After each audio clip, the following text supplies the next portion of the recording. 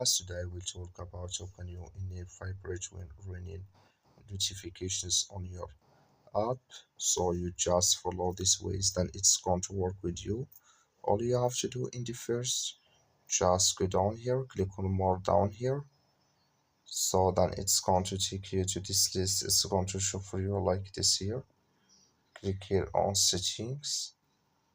So then it's going to take you to this list. It's going to show for you like this here.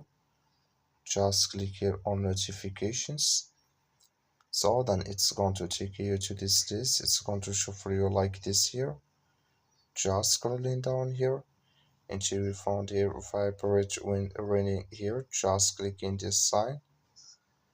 So like you see this color show for us, that's mean Vibrate when running notifications enable with us now. That's all you have to do. That's all you have to do. Thank you for watching and don't forget to support us by liking and subscribe.